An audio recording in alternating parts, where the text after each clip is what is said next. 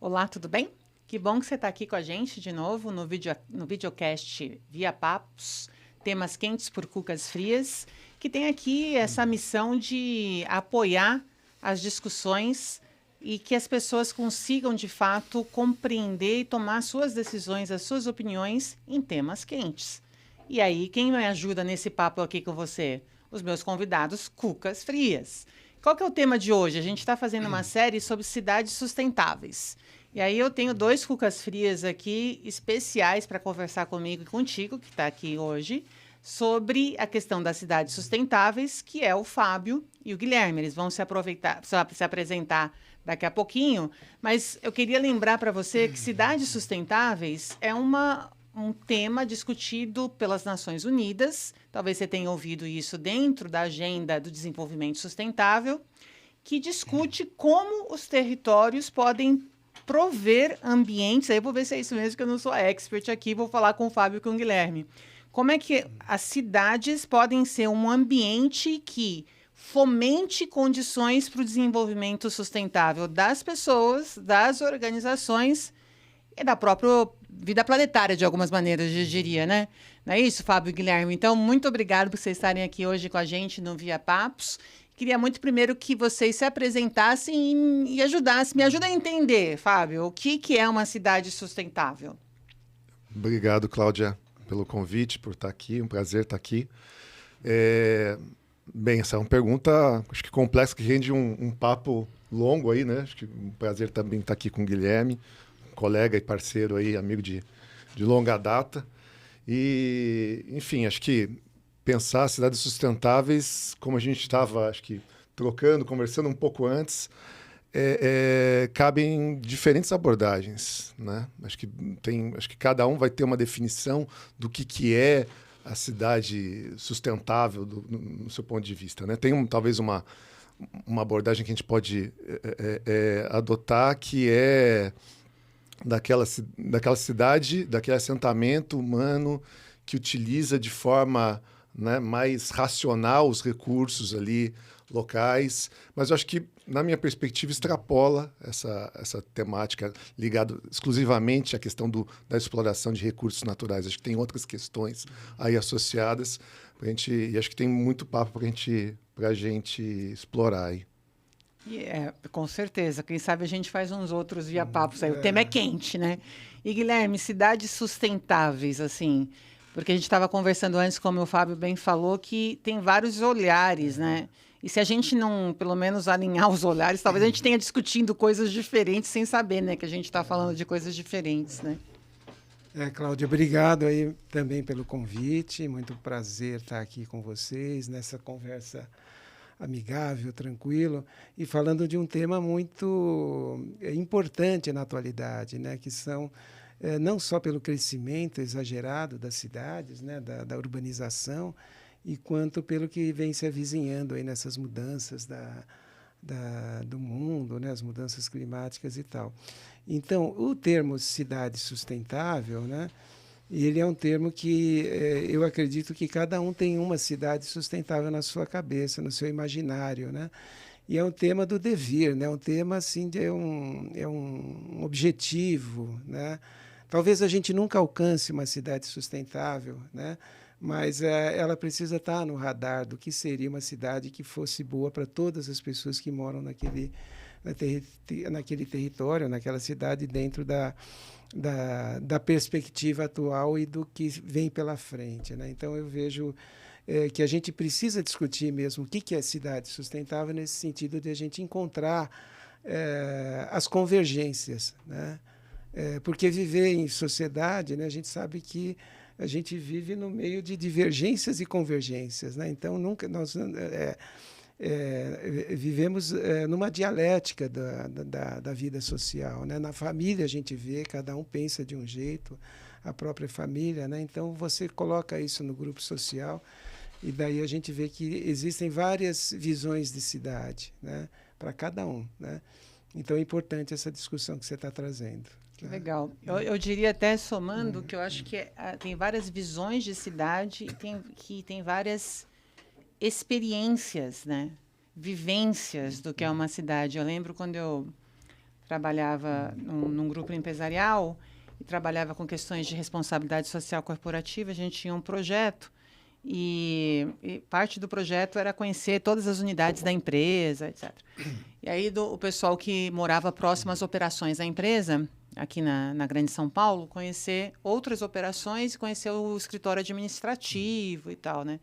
E muito interessante porque muitas das pessoas moradoras da cidade de São Paulo não conheciam a cidade de São Paulo, não tinham acesso, né? Porque ficavam naquela região com aquele espaço. Aí, quando você vai para, né, o centro mais financeiro e etc., é uma vivência totalmente diferente, que foi muito bacana até acompanhar, porque você vê um olhar de uau, né? Sabe, assim, a gente indo, sei lá, para Marte, assim, né? E é interessante, né? Porque, assim, de que cidade a gente está falando, não estamos nem falando de que cidade sustentável a gente está falando, de que cidade estamos falando, né? E assim, eu queria falar para vocês que eu acho que é um debate super importante, embora a gente pense, putz, tem tanta coisa para pensar, né? Tanta coisa para falar. Porque que não vou ser político, não vou ser prefeito, né? Assim, por que eu tenho que pensar nisso? Mas porque a gente mora numa cidade, né? E como o Guilherme bem falou, é na cidade que a gente tem ali os vizinhos, né? A cidade que a gente deixa nossos filhos na escola e a gente vai trabalhar e às vezes a gente não consegue chegar porque daí acontece muito trânsito, alguma coisa. Então é nessa olhar que eu convido você aí para acompanhar o que esse debate tem a ver comigo, mesmo que eu não atue numa empresa que seja prestadora de serviços públicos, né? Ou não me proponha ser uma gestora pública, mas como isso me afeta e qual é o meu papel nessa história, né? E aí, a gente está falando de muita gente, né, Fábio? Porque eu estava vendo algumas coisas aqui que me surpreenderam, né? Já hoje, mais da metade da população mundial vivem em cidades. A gente vê toda essa discussão do agro e das cidades, e ambiente rural e cidade. Então, a gente fica pensando, que interessante isso, né? Assim, mais da metade da população vive em cidades extremamente, né, complexas, muito grandes e menores, tal. E estima-se que até 2050 seremos 2/3 vivendo em centros urbanos, né? Ou seja, é uma coisa grande, né, que impacta muita gente aí com... E aí, trazendo um outro ponto aqui para aquecer esse debate que já é quente, por isso Via Papos, temas quentes por cucas frias, e né, contando aqui com os cucas frias para colocar um gelinho nessa história. A gente está vendo aqui que essa previsão é o seguinte, ó, 90% da expansão urbana ocorre e continuará ocorrendo em países em desenvolvimento, porque é onde dá para isso acontecer, né? E aí esse que é o ponto, né, Fábio e Guilherme, assim, a gente vai discutir bastante coisa, mas isso que eu estava pensando sobre isso, que é esse desenvolvimento está indo para áreas cada vez mais próximas de espaços naturais, rios, regiões litorâneas, né? E não necessariamente de forma planejada, né? Por assentamentos informais, etc. Então, pensando nisso, a gente vai elaborar um pouquinho, mas como é que vocês veem essa expansão, esse desafio, né, para a gente começar a pegar pelo menos uns fiozinhos desse aqui e começar a tecer uma trama? Legal. Posso? Acho que você tocou num ponto fundamental, Cláudia. Acho que, inclusive, né, nessa questão da gente pensar o que rebate na gente, refletir sobre esse tema, né, para quem está nos ouvindo, nos vendo, nos assistindo, pensar no que reflete, né? Acho que, antes de tudo, eu gosto de pensar... a gente acho que tem que entender qual é a dinâmica, o processo qual a produção da cidade está condicionada. Né? No caso, né, falando de uma lógica das cidades num sistema capitalista, como é que ela se forma, né? E eu acho que a gente tem que compreender, né? É importante a gente compreender que a cidade ela vive uma situação, como o Guilherme usou, né, o termo, uma dialética, né? Ao mesmo tempo que ela é um espaço da vida cotidiana, do viver a cidade, do estar ali, onde você disse, né, onde eu vou ao trabalho, onde eu acordo, onde eu vou no final de semana, passear no parque, levo meu filho para a escola, vou também trabalhar. Às vezes a vida é tão corrida, a gente nem percebe, se dá conta, né, das questões ali que influenciam o nosso dia a dia e que estão ali acontecendo, né, que a nossa vida acaba se condicionando pelo aquele território, pela aquela dinâmica ali local.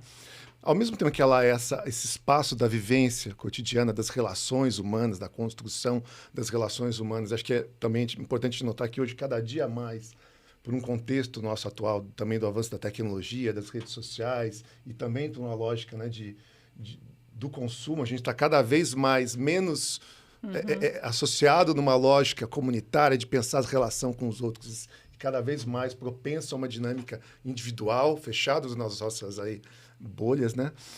Mas para além desse espaço das relações sociais, do viver a cidade, né, o valor de uso que a gente fala, ela também se constitui, esse espaço urbano, ele por si só em mercadoria, né? A cidade, ela, acho que historicamente, ela é um fenômeno, né, histórico na humanidade, na história das sociedades humanas, mas pós-industrialização, ela se tornou um outro paradigma, né? Um modelo de cidade pós-industrialização, pós-revolução industrial, no qual a cidade é ali o locus da produção e reprodução dessa forma, né, de econômica industrial. E ela aglomera esses elementos de produção e reprodução, e então, ao mesmo tempo que ela se constitui aí num espaço de viver, ela também é uma mercadoria, e isso são interesses que conflitam entre si, né? Acho que isso ajuda a explicar, por exemplo, porque, no nosso caso aqui, olhando um pouquinho para o nosso contexto brasileiro, né, mas não só em outros países em desenvolvimento e países do centro do capitalismo aí do norte global também já viveram isso em outros períodos, o desafio das pessoas acessarem a sua habitação, de terem acesso a garantir o direito de moradia. Né? Por que a habitação é uma mercadoria tão cara? Porque ela é uma mercadoria, além de ser um direito, ela também é uma mercadoria. Né? Isso faz com que parte aí da população tenha, para nós, né, para quem é classe média já tem dificuldade de acessar por financiamento, e uma parcela grande da população aí por questões históricas, né, de um desenvolvimento aí desigual também, não conseguem acessar, e aí é o que a gente observa de assentamentos informais, do surgimento das favelas, dessa pressão da urbanização espontânea que vai ocorrendo também, que é um fenômeno desses processos aí sobre áreas de ambientalmente sensíveis, aí, como você referiu. Aí eu acho, né, Guilherme, passando para você, assim, eu fico pensando o seguinte, né? Por que forma uma cidade? Eu fico imaginando assim, porque a gente... Porque eu preciso trabalhar, preciso sobreviver, eu preciso ganhar dinheiro, né? Assim, primeiro eu preciso ter uma educação melhor, eu quero dar para o meu filho, ou eu quero ter um pouco mais de vida fácil, entre aspas, porque é muito duro plantar, colher, minha mãe fez isso, né? Então tem aquele sonho, né, da urbanidade e tal, né?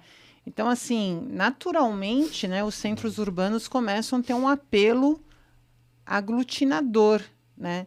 E aí, como você estava falando, né, Fábio, quer dizer, a saúde é um direito, mas também é um produto, né, que vira produto. E aí esse é o ponto que se ele é um direito, eu não consigo comprar o produto, como se faz?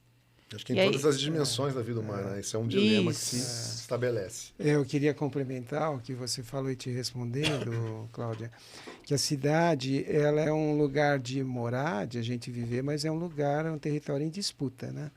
A gente disputa esse espaço para morar e disputa para ganhar dinheiro. Outros disputam para morar e ganhar dinheiro, e outros disputam para morar e satisfazer suas necessidades com um salário, né? Então, ele não é um território que nos é dado. Se a gente voltar no passado da cidade, onde ou você vai para comunidades tradicionais ou indígenas, onde o espaço é coletivo ali daquele grupo, né? E cada um tem o seu quinhão, né? Na relação dessa comunidade, a cidade atual, ela já há muito tempo, e em especial após a Revolução Industrial, né, e a chegada do capitalismo, ela passa a ser um lugar de morar, mas também de ganhar dinheiro, né? E, na atualidade, ela passa a comandar o campo também, já há muitos anos, né? Que os grandes capitalistas que exploram o campo moram nas cidades, né? A fazenda, né, virou uma fábrica, né, de produzir alimentos, né? E tem alimentos para pessoas que moram nas cidades. Que moram nas cidades. Ou seja, a demanda vem óbvio do polo que tem urbano. Os trabalhadores poucos hoje que ficam no campo, mas o comando do campo está na cidade. Então, a cidade é hoje esse ambiente bastante complexo, um ambiente de vivência, mas também de disputa, né? Então, esse é um aspecto que a gente tem que considerar, né? E quando a gente vem para a atualidade nessas questões, agora eu vou puxar já, não sei se eu vou responder, mas puxar as questões ambientais que vêm acontecendo nessas aglomerações, né? A gente vê que essa concentração sobre o território, né? Ela acaba pressionando a capacidade que o ambiente tem de continuar produzindo, nos dando, né, os seus benefícios. O solo para morar, né, um solo não contaminado, o ar, a água, né, os recursos para a indústria, né, a pedra, cimento, os recursos minerais e todos os recursos, as hidrelétricas, a energia elétrica tirada da própria água, a água para o nosso consumo. Então, a cidade começa a ser pressionada, né? E essa sua capacidade de regeneração ou de produção desses elementos que a gente precisa, ela acaba chegando no limite, né? No limite da pressão que a gente executa sobre aquele território. Impermeabiliza tudo, joga muito resíduo sólido, não trata o esgoto, né? Joga no rio, a água que a gente vai beber, a gente suja. Então, toda essa pressão, né, ela vem junto, né? E esse é o grande dilema da cidade sustentável, né? Como é que a gente aglomera e ainda mantém um ambiente minimamente saudável que a gente precisa, né? Então, esse é um aspecto importante. Eu queria lembrar também uma palavra, um termo que o Milton Santos usava muito, né? Falava muito de que a cidade, por que a cidade é o lugar dos pobres também? Por que está havendo esse êxodo, houve o êxodo do campo? Principalmente a gente fala do sul global, né? Não dá um exemplo. Esse processo que a gente viveu no século passado, a Europa já tinha vivido antes, séculos anteriores, né? Mas a aglomeração, né, é sempre uma aglomeração de pessoas e de dinheiro. A cidade é onde está o dinheiro, né? Ela sempre facilita aos pobres de encontrarem meios de sobrevivência, né? Sobrevivência não pode encontrar o emprego, o salário, mas o meio do bico, porque quando você vai para o sertão nordestino, quando tinha seca, não circula dinheiro, não tem propriedade. Então, você conseguir o mínimo para sobreviver é difícil. Na cidade, já não. Na grande cidade, você tem os bicos, tem as várias formas de você... Você limpa, né, uma casa, você limpa um carro, você pede... Né, A aglomeração, né, a densidade demográfica te traz possibilidades, né, mais chances de ter possibilidades ali. Né, de ganhar o mínimo. De sobrevivência, enfim. Então, a cidade, o que eu quero dizer, como a cidade ela é bonita de a gente viver em relações, mas como ela é complexa, né? Como ela é... Às vezes contraditória. Contraditória, né? Exatamente. Né? Então, e isso é uma beleza também, né? E como a gente consegue encontrar esse meio termo da vida em sociedade. Eu lembro muito também, ela mora em condomínio, né? Condomínio de casas, horizontal, né? E a cidade, ela tem que ser entendida como um condomínio de todos que moram lá. Nós temos aqui, deveríamos pensar em São Paulo como um condomínio aí de... Hoje nós estamos em 15 milhões de habitantes. Você vai pensar, acho que a grande São 13 Paulo... milhões. Acho que não, na cidade, eu acho que nada deve ter uns 12 milhões de habitantes. É um condomínio de 12 milhões de habitantes que a gente tem que os dados do se entender, né? Como lá em condomínios menores você tem que... não faz barulho, olha... cuida não estraga a rua, não joga nada na rua, né? Então tem todas umas regras, né, que a gente tem que que respeitar e conviver, né? E aportar também recursos para manter aquela cidade. Então, a cidade, a grande cidade é isso também, né? Como é que a gente se entende enquanto condomínio, né? Como é que a gente mora num bairro e entende o bairro enquanto comunidade, enquanto né? comunidade. Eu acho que condomínio talvez fica mais fácil das pessoas entenderem o que é comunidade. É só a relação? Condomínio não, nós somos responsáveis por aquele território que a gente vive. E não individualmente, e sim coletivamente, né? E aí tem o desafio, né, que eu acho que o Fábio estava falando, né, Fábio, Guilherme, você concorda comigo? Essa questão de um dos elementos é a tecnologia, né, que às vezes eu me desassocio de onde eu estou, até porque eu entro aqui, eu estou em outros lugares, né, Sim. E às vezes eu até vivo talvez mais, né, virtualmente do que literalmente viajo, né? Eu viajo aqui, faço contatos, então talvez eu até não, eu me desassocio, me distancio tanto que eu nem me vejo talvez tão parte, né? E aí dessa coletividade, né? E aí eu acho que esse é um ponto relevante que eu queria ouvir vocês, assim, porque eu gosto da ideia do condomínio porque ela traz para perto, né? E aí você que está me ouvindo, vamos lá. Assembleia de condomínio, né? Quem vai, né? Quem vai, primeiro quem vai, né? Aí a gente tem lá, sei lá, vamos dizer que a gente tenha um prédio ali, 20 andares, 4 por andar, né? 80 famílias, 80 vezes 4, mais ou menos, a gente está falando aí dessa população, né? Daí tem uns cachorros, daí tem gato, daí tem um gato de gato, um gato de cachorro, daí tem o passarinho, daí tem o papagaio, né? E aí tem assembleia para discutir essa questão de como vamos ver e tal, né, mano? Ninguém é muito chato, sempre dá briga, sempre vão os mesmos, né? E aí, assim, é um desafio, né? Num grupo, imagina você que está me ouvindo, pensa aí, fala real para mim, depois escreve aí nos comentários. Você vai na assembleia do condomínio? Né? Eu vou confessar que ontem eu dei a procuração para um colega meu ir, porque eu falei, não, porque demora muito tempo, né? Então, assim, e tem muito debate, muita briga. E o que eu quero trazer aqui, pensa isso num coletivo maior, né? E com uma multiculturas, né, Guilherme? Porque se você está com um polo de atração, você está trazendo gente de tudo quanto é lugar, né? De origens diferentes, né? Às vezes línguas diferentes. E aí a gente queria trazer, você trouxe a questão ambiental, né? Que é a pressão da quantidade de gente morando no mesmo espaço, produzindo o que tem que produzir, ainda consumindo, para, né? Os recursos naturais começam a ficar impactados para isso. Né, as formas de produção são sustentáveis ou não são? Né, esse é um debate que tem a ver com cidades sustentáveis também. Mas eu queria ouvir vocês um pouquinho na perspectiva humana mesmo. Né? Como que um gestor público, o síndico do condomínio, como é que a gente faz para fomentar um espírito de comunidade coletivo, né? Ou de coletivo? E aí trazendo essa questão que não necessariamente o coletivo é a maioria, né? Porque se for a maioria, né, aí fica ruim o negócio, né? Porque daí não tem inclusão, não é para todo mundo, né? Como é que isso é feito num condomínio e pensando isso em escalas? Eu acho que o Guilherme já deu algumas coisas assim de tem que conversar, tem que trazer à tona, tem que umas regras aí, cada um faz o seu, né?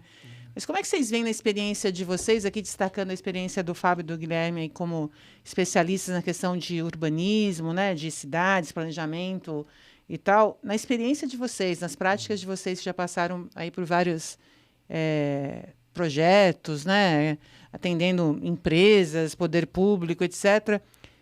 Vocês têm, assim, tem uma boa prática para isso? Eu acho que tem talvez alguns princípios, né, para a gente pensar. Né? Não sei se eu não vejo uma receita de bolo específica. Né? Acho que o Guilherme trouxe um ponto, né, lembrou bem e você trouxe também, né, Cláudia, dos conflitos de interesses que existem, por mais homogêneo que a gente possa parecer num primeiro momento, uma comunidade, um condomínio, um bairro, uma população ali de um recorte, uma favela, a gente tende a olhar e homogeneizar, às vezes, no princípio, né? Mas essa comunidade, esse condomínio, esse coletivo é formado por núcleos familiares e por pessoas que, mesmo dentro da própria família, como Guilherme bem lembrou, você tem percepções, né? eu fui criado da mesma forma, uma forma parecida com os meus irmãos, e a gente tem pensamentos distintos, diferentes, né? Então, vão haver divergências de pontos de vista, de interesses, e ainda mais se a gente for entender que esse mesmo coletivo é formado por grupos específicos também. Você tem ali dentro grupos com interesses distintos por vezes, né? No mesmo território, você tem ali, né, um grupo que está mais voltado a defender interesses, por exemplo, econômicos, e no mesmo território, uma população ali que está preocupada em saber as mães onde vão... como vão garantir a segurança e a educação dos filhos e um futuro para os filhos, né? Então, você tem aí disputas ao todo tempo, né? Acho que também acho que a gente tende, às vezes, a homogeneizar também a política, né? Como, por vezes, a gente escuta. Não, já escutei isso esses dias, inclusive, né? Uma pessoa me comentando de que não vota mais em ninguém, porque, enfim, todos os políticos são iguais e que a política não é a resposta, o caminho para você encontrar soluções para a vida, né? Acho que, se a gente for pensar dessa forma, né, acho que precisa partir da premissa que todos os espaços estão em disputa, inclusive o próprio Estado. Né? E aí você vai ter o Estado, ele... né, defendendo os interesses de quem está ali tomando aquele espaço efetivamente, ou os cidadãos que têm ali o interesse de melhorar a sua qualidade de vida para si, para a sua coletividade, de fato, né, tentando ocupar esse espaço de disputa que é o Estado, que são as políticas públicas, que é o recurso público também. Né? Então, acho que tem um processo aí. Né? Eu acredito muito, tem um conceito... né, pensando aí em termos de como despertar isso, né?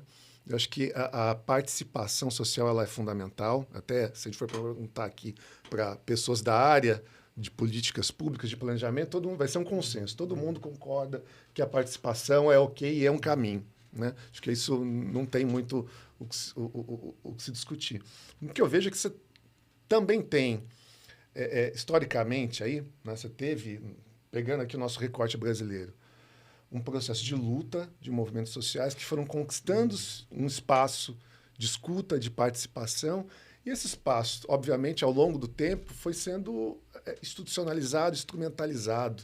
Né? Você tem aí arenas de participação que são mais circunscritas, por vezes mais limitadas, e que não garantem uma efetividade de escuta, um equilíbrio de poder, ou de decisão, de influência na definição das políticas. Né? Eu acho que a gente tem que repensar os processos de participação, e eu acredito muito num conceito que eu lembrei há pouco aqui, que é a ideia da aprendizagem social. Né? Eu acredito na participação não só para levar a um resultado determinado, mas eu acredito na participação como um resultado em si também, um processo de aprendizagem que pode levar os agentes ali envolvidos, sejam eles, né, da comunidade, né, do condomínio, da comunidade, da empresa, do poder público, do terceiro setor, essa dinâmica de discutir problemas comuns ou né, ou os seus interesses específicos, os seus dilemas e demandas, suas necessidades, acredito que isso leva a um processo de amadurecimento, de aprendizado de todos os atores em qualquer nível, né? Então, acho que é um trabalho aí a ser... Né, acreditar muito no processo, como eu já ouvi muito, né, alguns colegas trazendo de se acreditar no processo. O processo é importante, né? É isso.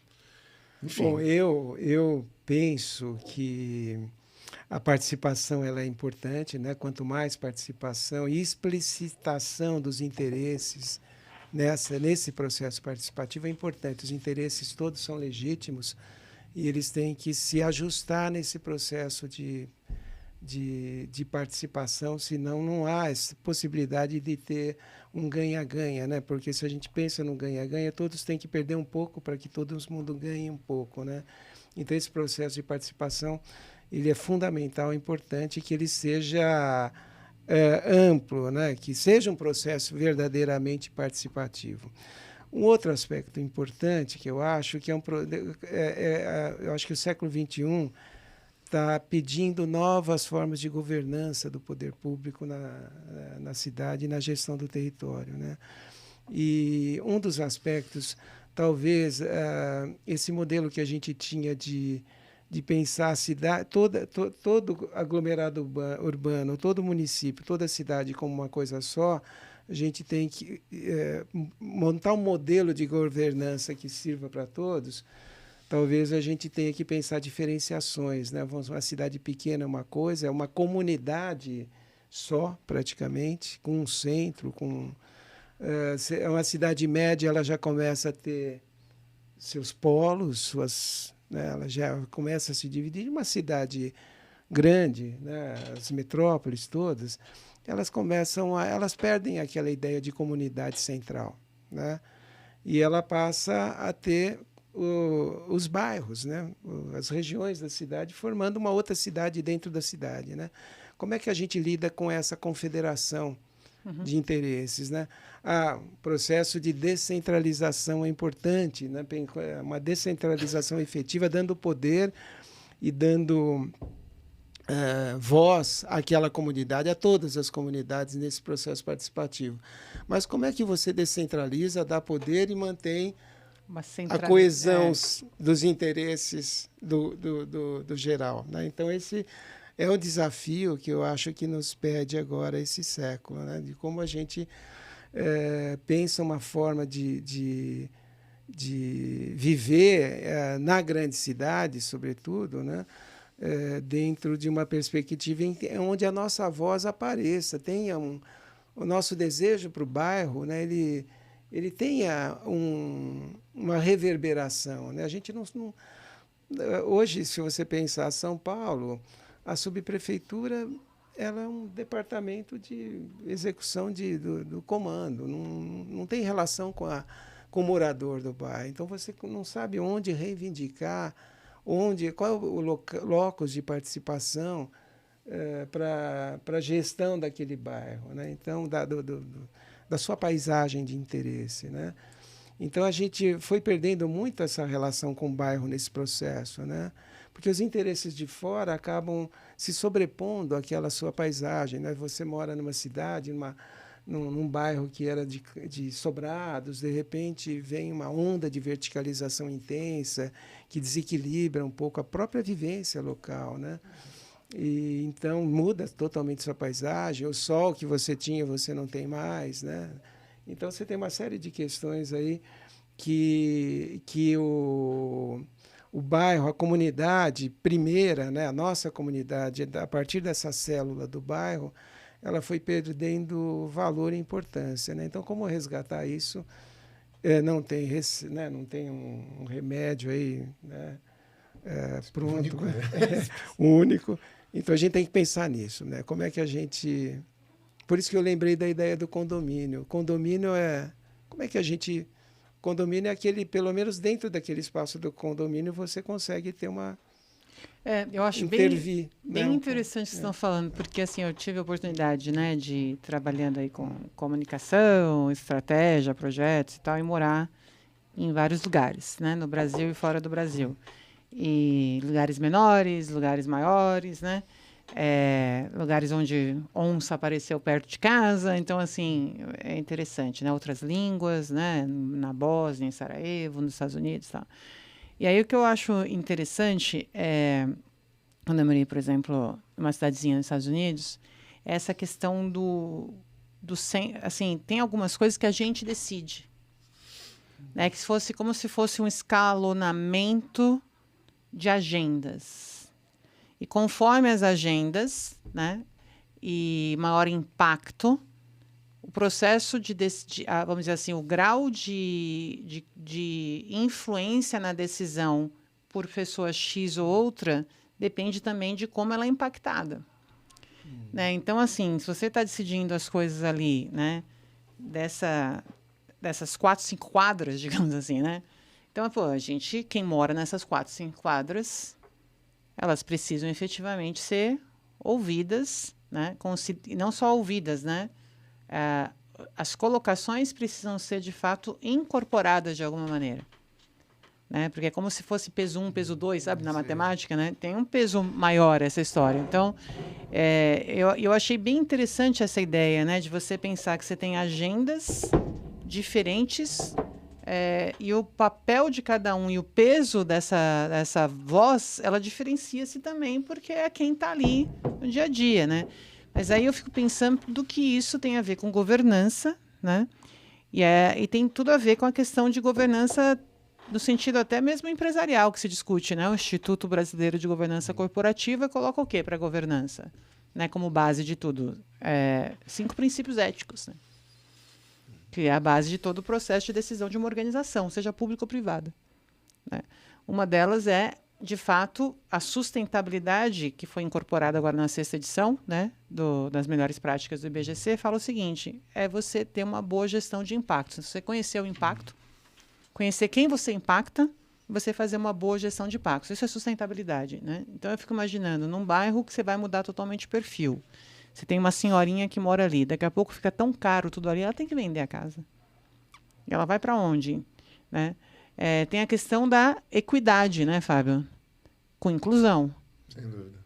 Então, é um outro princípio ético que deve basear as decisões em boas práticas de governança. Sustentabilidade. Eu sei o impacto numa perspectiva de médio, curto e longo prazo. Eu sei.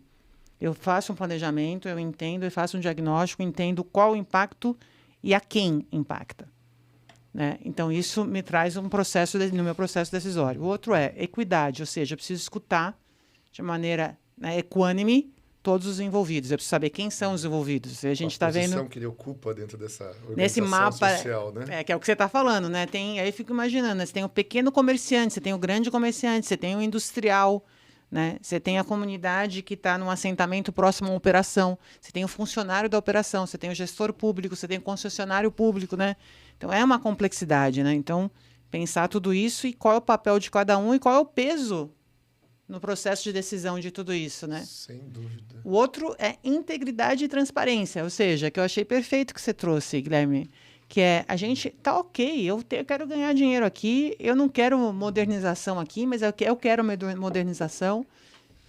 Tá valendo, traz, explicita, né, para a mesa e vamos com transparência e integridade, entendendo que não dá para todo mundo ganhar 100, mas todo mundo talvez, né, a gente vai no conciliando. E não fazer só conversa em separado de gabinete. Exato. com os... Isso. Poder então, público. Eu acho que, de fato, a gente está falando de um processo de governança, que é um modelo de governança que orienta um modelo de tomada de decisão, né?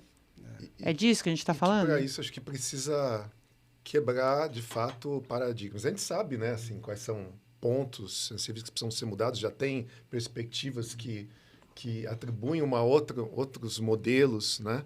Mas se a gente for retomar o que a gente disse lá no início, né, da lógica de produção do espaço urbano, né, e desse dilema entre valor de uso e valor de troca, né, a cidade como espaço de vivência ou como uma mercadoria, isso gera um conflito, né, que por vezes ali na decisão de um plano diretor, de um processo participativo, etc., como o Guilherme acabou de dizer, né, você tem a assembleia, né, do plano diretor, no qual atores ali estão se pronunciando, mas você também tem ali coisas que são decididas, às vezes, num gabinete, e que um ator de maior poder, de influência, vai ali e consegue, né, alinhar algo que atenda, de fato, o interesse dele. Essa é uma perspectiva que eu acho que que a gente já consegue perceber quais são os impactos que isso gera hoje. Fica muito claro em termos de desigualdade, de impactos ambientais, as mudanças climáticas estão aí para ver, esse processo de deixar o planejamento em si, do técnico e da participação dos atores da sociedade, da população em geral, no processo de planejamento a reboque, né? Se a gente pensar essa dinâmica de produção do espaço urbano, quem são os agentes que de fato produzem a cidade? É o planejador, o técnico na gestão pública, ou são esses atores, esses grandes players do mercado imobiliário, ou etc., né? Eu acho que tem uma equação aí a ser equilibrada mesmo, de pensar outros modelos de governança e sair de uma lógica um pouco, né, que também conversávamos anteriormente, de uma gestão orientada unicamente na perspectiva do lucro, do meu ganho para o acionista, e, de fato, trabalhar numa perspectiva para os atores, para as partes interessadas, dos stakeholders ali, num contexto mais amplo. E aí, essa lógica toda, né, condicionaria uma mudança da governança em si, né, de você poder ter uma participação mais efetiva, que não seja instrumentalizada, institucionalizada e limitada para espaços específicos, que ela seja um processo contínuo que favoreça, inclusive, o participante, né, o cidadão comum a participar, né, e ele é, de fato, a todo momento alijado nas suas estratégias diárias de sobrevivência, porque todo mundo tem que pagar as contas, né? E ali é difícil já eu conseguir espaço para conseguir participar, seja da reunião de condomínio, mas é fundamental. Se eu não existe vácuo de participação ou de decisão, de espaço de poder. Alguém vai ocupar esse espaço de decisão. Como é que você vê isso, Guilherme? Porque a minha cabeça está vocês falam tanta coisa, eu tô assim, eu queria te ouvir um pouquinho também. Eu perdi um pouco. Eu acho assim que eu acho que a gente está falando, o que me chama a atenção aqui é, primeiro, uma visão de processo, né? Então, de você ter uma visão de aprendizado de fazer isso, né? Eu acho que isso é super importante. A outra coisa que eu acho importante, que eu estou ouvindo vocês falarem, se eu ouvi corretamente, tem muita gente envolvida. Então, assim, cada um com o seu interesse. Então, tem ali a empresa, tem o poder público, tem o técnico, né? Tem o vereador. E aí, lembrando na ODS, né, o Objetivo de Desenvolvimento Sustentável número 17, a gente precisa de parcerias para conseguir fazer as coisas, né?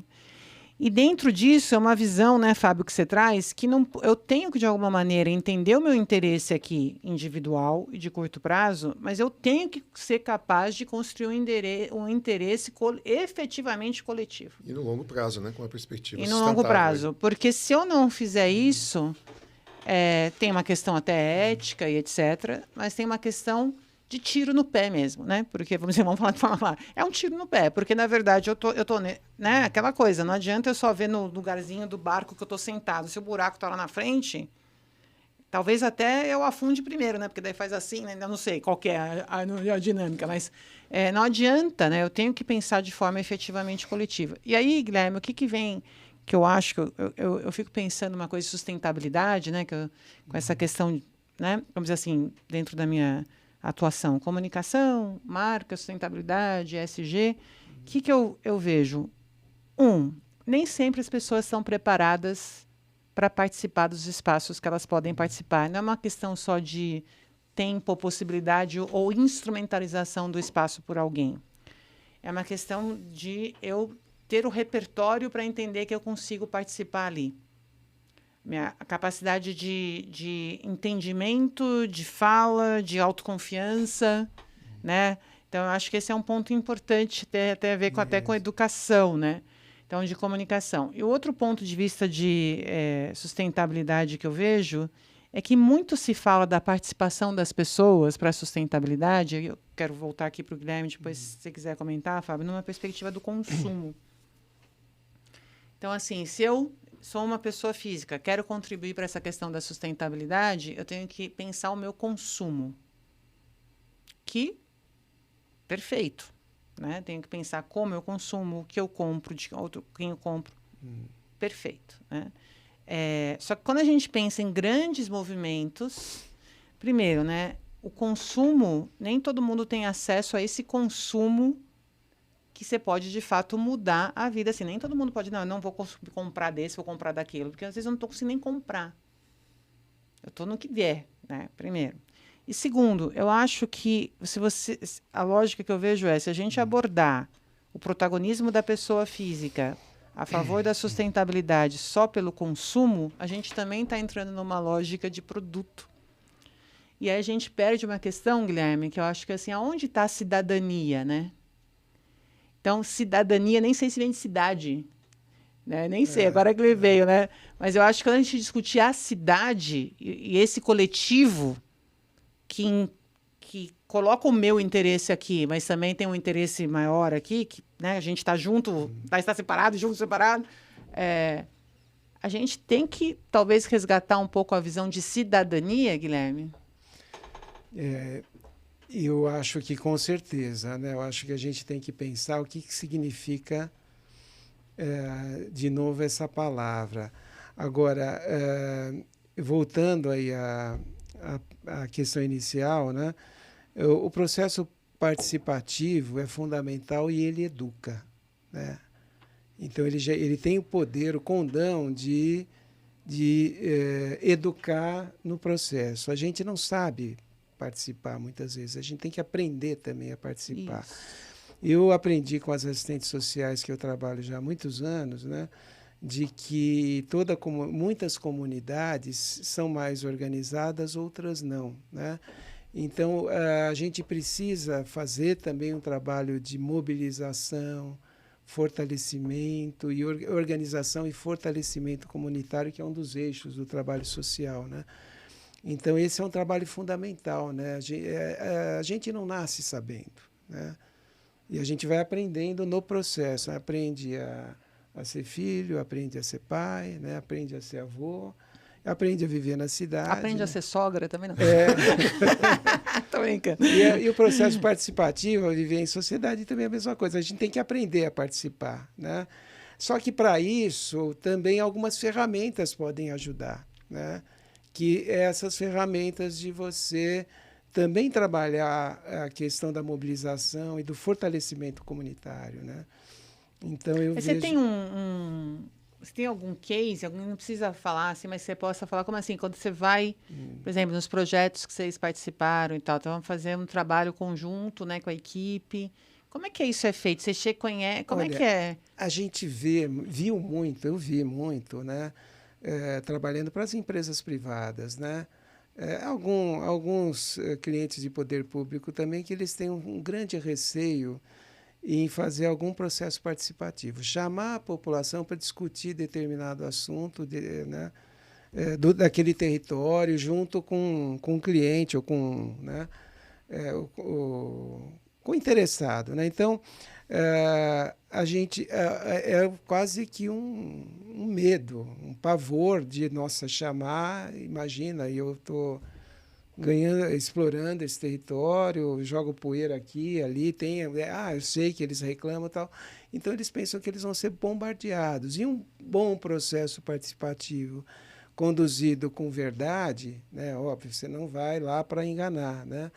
E a própria população enxerga quando você tem uma disposição para ouvir, né? Muitas vezes a população quer, ao menos, ser ouvida nos seus interesses, né? E que sua voz seja reconhecida, né? Então, é o que eu falei. O processo participativo ele tem que ser, também trabalhado, né? Ele tem que ser... as pessoas têm que aprender a participar, não só a comunidade, mas como gestor público, as empresas, como é que a gente lida com esse processo. As empresas que a gente viu que apostaram nisso, né, começaram a induzir todo o projeto com um processo participativo amplo, cada vez mais amplo, né? Tive experiências assim, né, muito significativas. Eu acho, né, acho que, como a Mulher falou, Cláudia, acho que um dos caminhos, primeiro, é mais participação, não menos, né?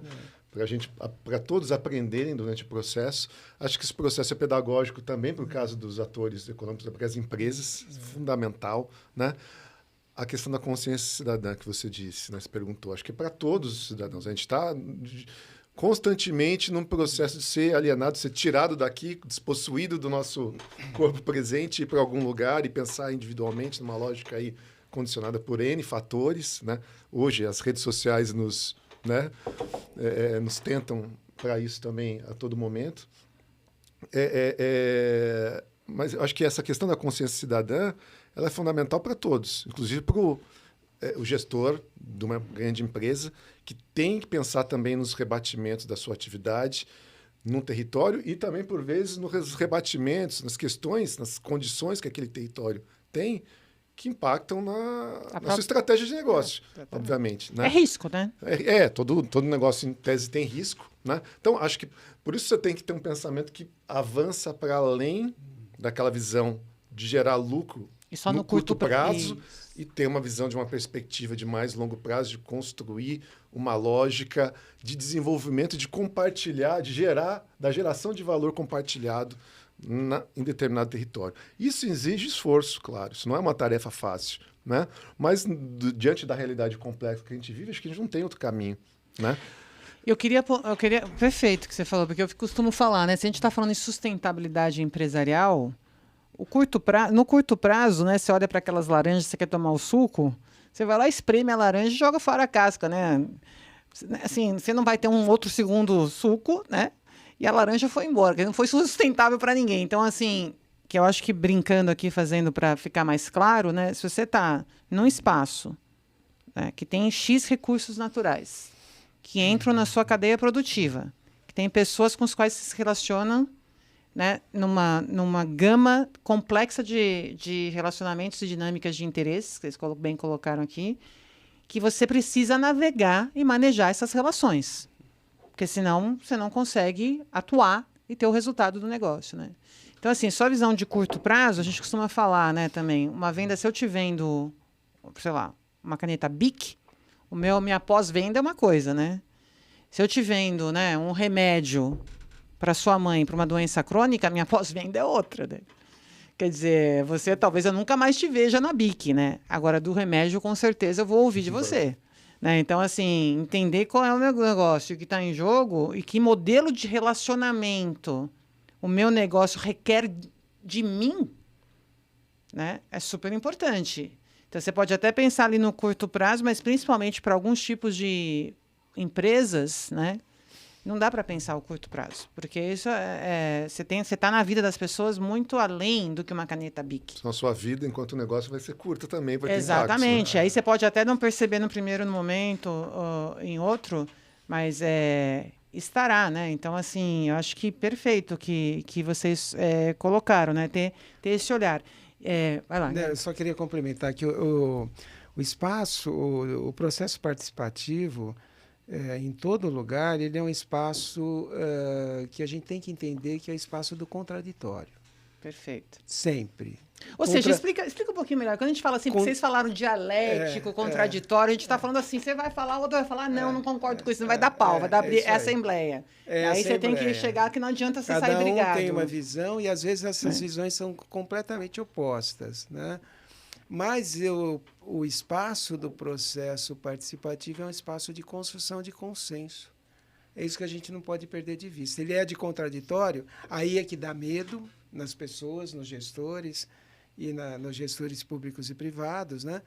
E porque é contraditório. Vai ouvir o que você não quer ouvir. Com certeza. Isso quem faz processo participativo sabe disso. E como é que a gente, a partir desse contraditório, trabalha o consenso? Porque tem que chamar a população, o grupo, o participante, nós temos que, a partir de tudo isso, construir um consenso. Como é que é um grande desafio sempre.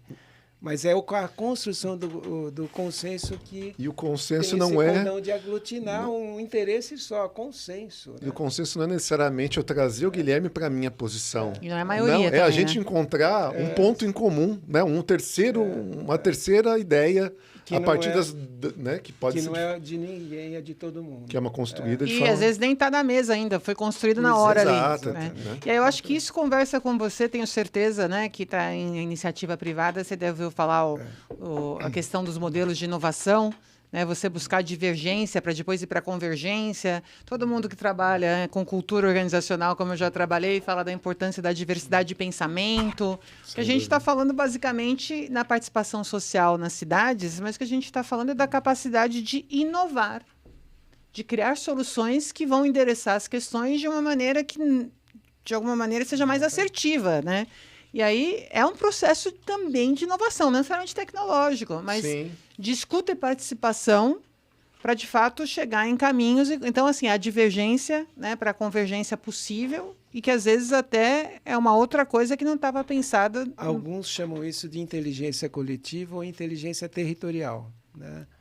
Que é essa construção coletiva, que ninguém sozinho, nenhum grupo conseguiria antever ou propor essa solução.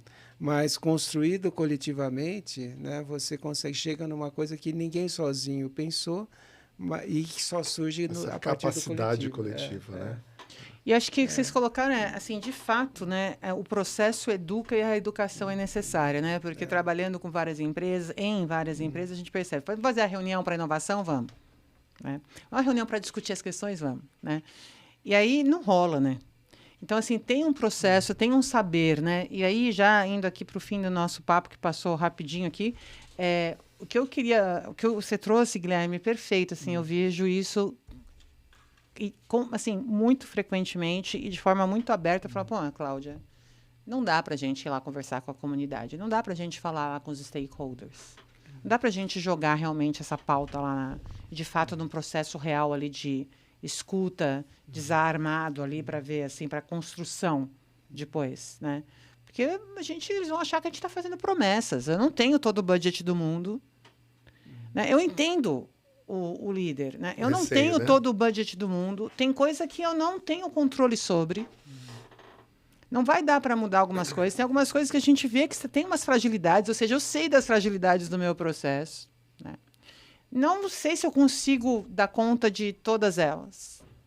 Não sei se eu tenho o recurso todo necessário. Eu não sei se existe uma maturidade institucional disponível nesse momento para, de fato, endereçar internamente algumas questões, né? Como é que eu vou lá? Né? Então, assim, eu acho que esse é um ponto importante. E a minha resposta, depois de passar para você, Fábio, foi: chame alguém que entenda disso.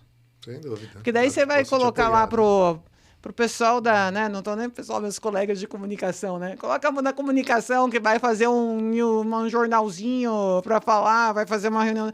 Chama... Então, assim, não... Você pode ter experts dentro da sua organização, certamente. Mas não é só uma formação, né? É uma experiência em relações comunitárias, se a gente está falando de comunidade, mas em relações onde há muito conflito de interesse. E, às vezes, as organizações sabem fazer isso muito bem, olham muito bem para isso, em relações, por exemplo, governamentais, né? Porque já tem ali um ambiente regulatório que está posto ali, né?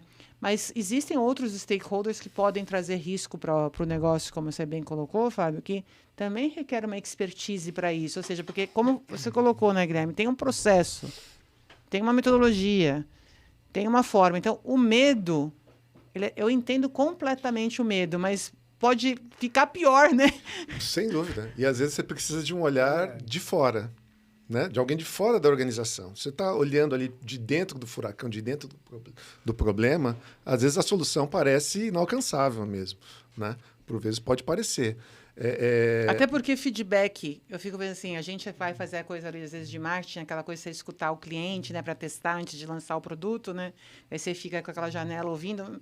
É muito difícil acompanhar a pessoa, às vezes, vendo, você vê as reações, a vontade de estar com a pessoa, às vezes já aconteceu da empresa, a vontade de entrar naquela salinha e falar, não, porque você está falando que é ruim, porque eu testei, sabe? Aquela coisa que entra na defensiva, né? A gente que já trabalhou com consultoria, né? Às vezes é importante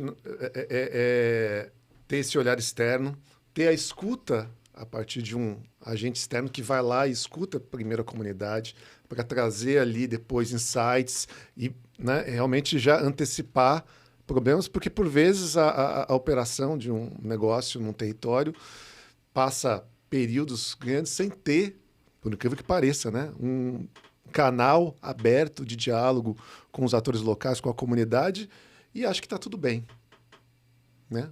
Ninguém bate aqui na minha porta para reclamar, está tudo bem, e eu continuo com a minha operação ali, até que, em determinado momento, a corda estica, né? E aí, né, aí é um momento de crise e a coisa é mais complexa.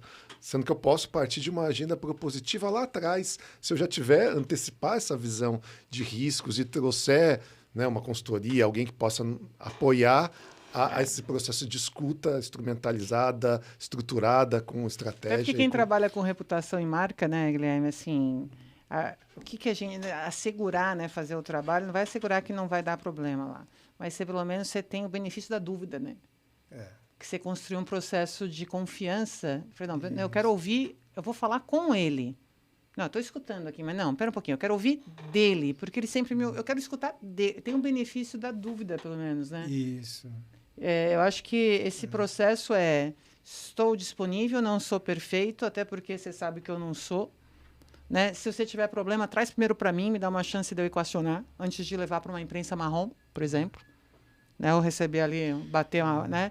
E vamos trabalhar juntos dentro da possibilidade. Né? Eu acredito, desculpa, Cláudia, mas só pegando um ponto, né? Eu acredito muito que a empresa que está, né, preparada para esse diálogo, para trabalhar, está sensível, como você falou, da liderança ele está sensível, mas ele está preocupado, ele tem receios. Isso eu acho muito bom do que, diferentemente da liderança que está na negação, né? Que não quer ouvir, que não quer, de fato, que ele só está com foco no core no negócio ali, né? Em gerar resultados para o acionista, diferentemente. Mas eu acredito piamente que a empresa que está ali sensível a dialogar com os stakeholders, né? Ela tem maior, acho que eu vou usar o termo aqui, inteligência corporativa para responder a esses desafios complexos. Isso também, em última instância, é uma capacidade e é uma segurança maior para o próprio acionista, no longo prazo, pelo menos. Né? De saber que aquele negócio é perene. E quem investe, ele não quer investir para tirar amanhã o resultado. Ele quer um resultado a longo prazo. Né? Grandes, né? Em geral. Mas eu acho que a liderança, para mim, assim, é uma capacidade de ver várias questões e vários pratinhos e equacionar o curto, médio e longo, né? Então, é uma coisa complexa também. Guilherme, não sei se você quer falar alguma coisa, mas já te convidando aí para as últimas questões. A gente falou bastante coisa, né, de cidades sustentáveis, do que é uma cidade, do que é sustentabilidade, impacto ambiental, como se forma uma cidade, esses atores na cidade. E agora, mais para o finzinho, a gente começou a falar desse ator específico, que é o gestor mais privado, que causa um efeito ali na cidade, né? Se fosse tentar fechar aqui para quem nos ouve aqui, que falou, pô, eu quero prestar mais atenção nessa questão de cidades sustentáveis e tal, o que você acha importante deixar claro? O que a gente falou até agora são questões muito relevantes para uma cidade ser sustentável, né? Então, a gente focou agora no final no processo participativo e é de extrema relevância, né? E quando a gente pega a lista de questões que uma cidade sustentável precisa resolver, a gente vê que a lista ela é mais detalhada nas questões derivadas da questão ambiental, né? É o resíduo sólido, é o esgoto, é o transporte, né, que queima muito combustível fóssil, e as questões que lidam com essa produção da cidade, né, que é a questão da habitação social, a questão da desigualdade, a questão da justiça social. Às vezes aparece aqui, olha, eu vi uma lista de promoção da justiça social. Quando fala do saneamento, do resíduo, você tem lá todo um passo a passo, o que tem que ser feito, bem detalhado para você ser uma cidade sustentável. Coleta de resíduos sólidos, né, e reciclagem e tal. Quando você vai para as questões que mexem com esse problema central da cidade, não é só da cidade sustentável, que é principalmente no sul global, que é a desigualdade, né? Só vem o termo justiça social, promoção da... Mas o que é isso, justiça social? Né? Como é que a gente chega numa cidade mais justa? Né? Então, esses aspectos que eu gostaria de destacar no final, né? Que está ligado a essas questões centrais que, se a gente não resolver, as outras questões não se resolvem.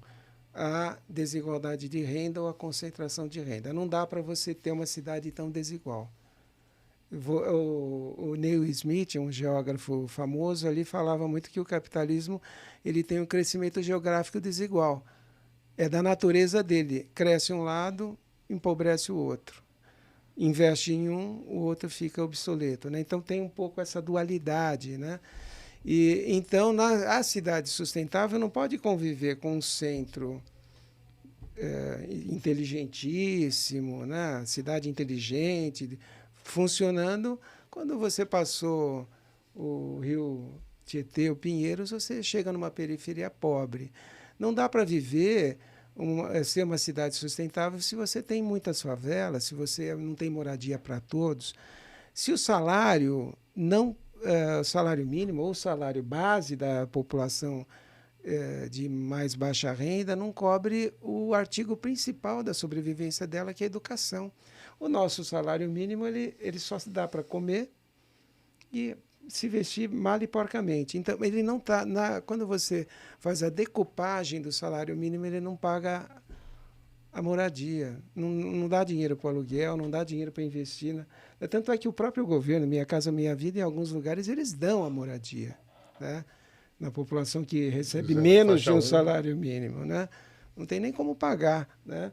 Então, essa questão ela tem que ser mais observada quando se fala em cidade sustentável, né? A gente tem que dar mais atenção a esse foco, principalmente Brasil, África, América do Sul, né? As partes do sul global, né? Porque quando você vai para o mundo mais desenvolvido, Europa, Estados Unidos, você tem lá uma sociedade, uma cidade que tem 80% de classe média, 10% de rico e 10% aquela população mais, mais vulnerável, vamos dizer assim. Você está em São Paulo, você tem 50% de população vulnerável, ou mais, né? 30% de classe média que consegue pagar suas contas, consegue morar, e uns 5% dos abastados, né? Então, a cidade sustentável tem que olhar para a desigualdade, né? E a desigualdade ela tem cara, ela tem endereço, né? E então ela tem que estar detalhada nos processos, né? Eu olho o que é ser uma cidade sustentável, né? E não reconheço o sul global, né? Então eu acho que a gente tem que olhar com mais carinho isso aí. Um amigo meu foi para fazer um curso de planejamento territorial em Genebra, ou Zurique ou Genebra, na Suíça. E daí ele saiu lá, que era meio a área periurbana da cidade, e ele saiu em grupo lá com o pessoal de outros países também, e olhar lá para aquela periferia da cidade, e olha, eu não conseguia enxergar nada de defeito, está tudo meio em ordem, arrumado. Você vai para a periferia do Brasil, falta tudo, né? Então, é uma diferença muito grande, né? Eu acho que o conceito de cidade sustentável, a gente tem que remeter novamente aos anos que eu fiz faculdade de geografia na USP, anos 80, onde se falava muito dessa importação de modelos do primeiro mundo, né? O modelo cidade sustentável, na sua essência, ou naquilo que é muito propagandeado, ele ainda é um modelo de uma cidade que já venceu esse problema da desigualdade absurda, né? E, às vezes, a gente volta a ter que desconfiar um pouquinho dos discursos, no sentido de que, naquela época, em 1980, 70, 80, os países da Europa, Estados Unidos, já falavam na economia verde, em desenvolver tecnologia verde. E hoje eles estão vindo para 2020, eles estão vindo com esse discurso também da cidade sustentável, no sentido de que já tem uma série de tecnologias, né, que você pode usar para melhorar a cidade e, no nosso caso, o centro expandido das grandes cidades, o centro de São Paulo, a cidade equipada, né? Que as cidades brasileiras também têm uma parte que é equipada, que é quase primeiro mundo, né? Mas só que ele tem um anel que o envolve extremamente desequipado, né? Então, esse aspecto da cidade sustentável que eu queria deixar no final como um lembrete, que a gente tem que olhar com certo cuidado e que o foco central é a desigualdade no Brasil e a ausência de habitação. Como é que a gente resolve o problema da habitação? Porque daí você vai resolver o esgoto, você vai resolver o lixo, você vai resolver a educação ambiental, vai resolver uma série de outros problemas. Muito bom. Eu acho que o Guilherme disse praticamente tudo. Eu assino embaixo ali, né? Eu acho que a questão das cidades sustentáveis, de fato, a gente tende a atrelar muito a temática, a dimensão ambiental, mas essa dimensão ambiental só existe porque existe a sociedade se relacionando e entendendo a natureza como um recurso, né? Então, esse é um primeiro ponto, né? a questão da desigualdade acho que é fundamental, né? A garantia de direitos, isso que o Guilherme falou, né? Acho que a gente tem hoje, está cada vez mais exacerbada essa questão da desigualdade, da concentração de renda de 1% acumular um nível de renda maior do que outros 90%, né? Dados da Oxfam aí. E isso faz com que a população mais alijada, que a gente estava falando de participação, se que ela consiga participar, porque ela não está completamente alijada de qualquer direito, né? As pessoas estão sem ter onde morar. Uma discussão que está eminente aí é das pessoas em situação de rua, né? As pessoas não têm o que comer, quer dizer, estão completamente à margem de qualquer direito. Para essas pessoas poderem participar, elas precisam ser incluídas como cidadão. Isso é uma prioridade, né? Tem uma questão de concentração de renda, né? E acho que a garantia de direitos é uma questão aí fundamental para ser pensada, para, de fato, se discutir cidades sustentáveis, aí sim, processos participativos e toda uma outra dinâmica, né, de governança que a gente está aí debatendo. Um exemplo que eu lembrei agora, né? O trabalhador pobre brasileiro trabalha 44 horas semanais, eles trabalham até sábado, chegam cansados em casa, é difícil participar também, né? A gente ouve muito isso, né? Ainda ter que participar da vida, né, condominial, da vida onde mora, é difícil. A Europa já discute que a redução de 36 horas de jornada para 32. É outra realidade. É isso que eu...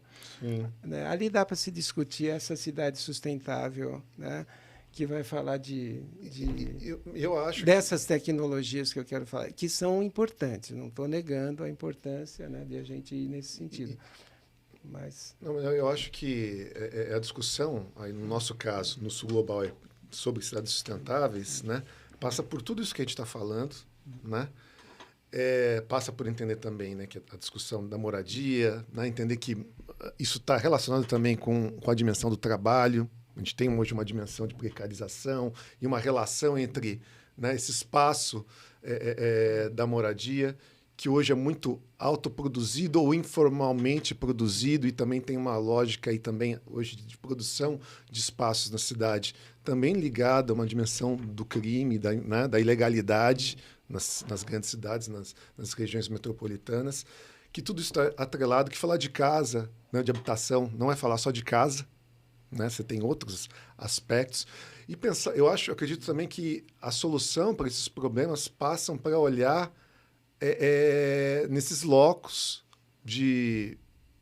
talvez de precariedade, de escassez, mas que tem muita potencialidade, onde as comunidades, as famílias, essa população encontram soluções para os seus problemas ali mais imediatos de alguma forma, seja na ausência do poder público, do Estado, né, de parceiros, que eles encontram meios de sobrevivência e de sobreviver e de resistir, né? Capacidade de superar ali, né? O Guilherme estava falando de olhar, né, que muita das discussões vem do Norte Global, e de fato vem. Acho que a gente precisa subverter essa lógica e começar a olhar para as nossas periferias de forma mais intensa, né, e aprofundada, e ver que possibilidades e oportunidades surgem ali. Ou seja, o Sul Global precisa ter um processo participativo mais efetivo também nesses desenhos, né? Você falou de participação, de alguma maneira, é isso também, de uma maneira equânime também poder aquele construir, desenho, né, do Torres Garcia, né? Nostro Norte es el Sul, né? A América do Sul invertida. Então, é olhar um pouco para as nossas... buscar as nossas soluções a partir dos nossos problemas e potencialidades, né? Eu acho que querendo já fechar aqui para você, a questão da desigualdade eu acho interessante porque ela aparece pelo Fórum Econômico Mundial, ela foi colocada nos top 5, assim, né, de riscos em 5 anos e depois em 10 anos e tal. Nos primeiros, agora, 5 anos e tal, a desigualdade econômica ela é um dos riscos de desenvolvimento econômico global. Então, essa questão da desigualdade social, ela não é uma questão mais só a questão da justiça social numa perspectiva de um ativismo e tal. É uma questão top 3, eu acho que está entre os 3 prioritários para o desenvolvimento econômico global, né? Então, eu acho que isso é importante e eu acho que isso desafia um pouquinho o pensamento quando a gente aprende matemática, física, português, biologia, né? Mas aí você vai fazer a prova de matemática, você não entende o problema, né? Porque você não entende direito português, né? Então, assim, você não entendeu a ler. Então, assim, que eu estou querendo, brincando, que eu estou querendo dizer, o meio ambiente, o social e a governança do ESG, embora a gente feche em caixinhas, porque às vezes a gente precisa, porque tem uma expertise vertical que precisa ser endereçada, mas a gente está falando da vida como ela é, de uma realidade interdinâmica, interdependente, né? Que vai criando contextos e cenários de um para o outro. Né? Exatamente. Então, assim, acho que é perfeito a lembrança que vocês trazem, né? A questão do resíduo mesmo no Brasil. Ela não é uma questão só de tecnologia, tem gente que vive disso, então não dá para equacionar as coisas numa pureza, né? Assim, eu costumo até brincar, né? Já falo várias vezes aqui da minha filha adolescente, a gente estava falando de inteligência artificial, e essa coisa da importância é óbvio, né? Mas eu estava falando para ela, qual que é o risco, né?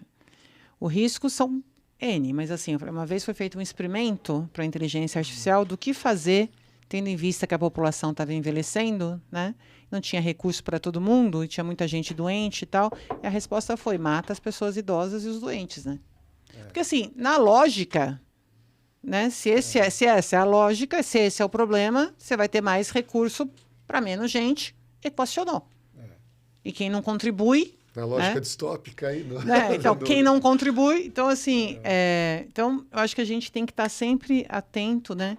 Para essa questão que uma coisa conversa com a outra. Agradeço vocês a trazerem essa reflexão.